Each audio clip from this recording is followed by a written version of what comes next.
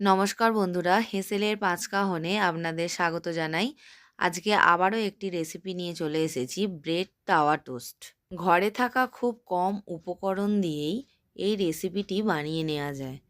Bread তাওয়া toast বানানোর জন্য প্রথমে আমরা ক্যাপসিকামগুলোকে এইরকম ছোট ছোট করে কেটে নেব। তারপরে টমেটো, পেঁয়াজ, লঙ্কা সমস্ত সবজিগুলোকে টুকরো টুকরো করে কেটে নেব।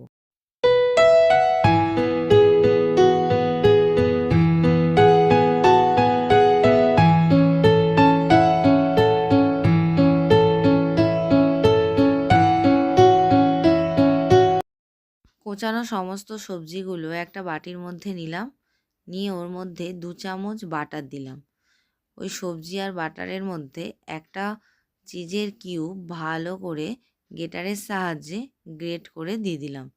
আপনারা দেখুন এইভাবে গ্রেটারের সাহায্যে গ্রেট করে আপনারা চিজটা দেবেন।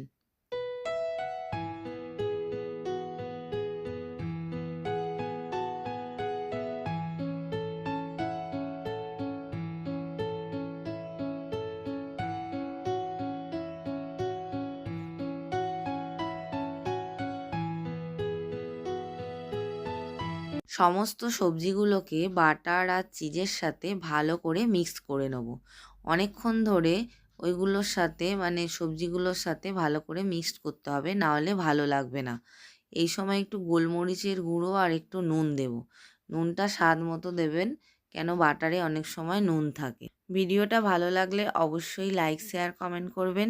আপনারা যদি আমার চ্যানেলে নতুন হয়ে থাকেন তো চ্যানেলটা সাবস্ক্রাইব করার অনুরোধ রইল।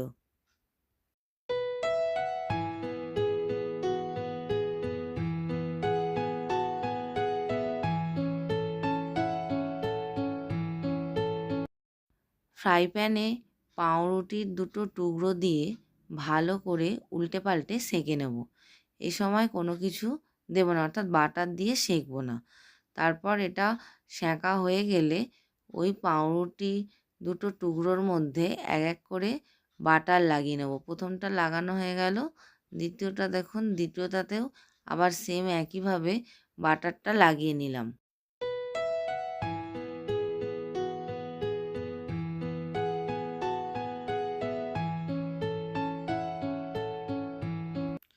দুটো ব্রেডের মধ্যে বাটার লাগানো হয়ে যাওয়ার পর যে পুরটা আগে থেকে রেডি করা ছিল সেটা ওর মধ্যে ভালো করে এইভাবে ভর্তি ভর্তি করে দিয়ে দেবেন।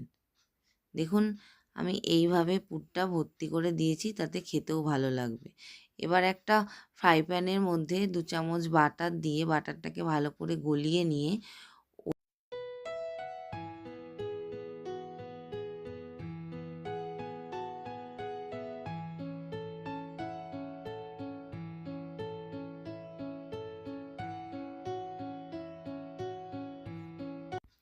এবার ব্রেডের টুকরোগুলো ওই ফ্রাই প্যানের মধ্যে দিয়ে দেব। দিয়ে ফ্রাই প্যানটা ঢাকা দিয়ে বেশ কিছুক্ষণ ধরে লাল করে সেঁকে নেব। এই সময় গ্যাসের ফ্লেমটা একবারে লো করে দিতে হবে। তো ব্রেড তাওয়া টোস্ট একদম আমাদের রেডি হয়ে গেছে। ভিডিওটা কেমন লাগলো অবশ্যই কমেন্ট করে জানাবেন। আমরা ভালো থাকবেন, সুস্থ থাকবেন। ধন্যবাদ।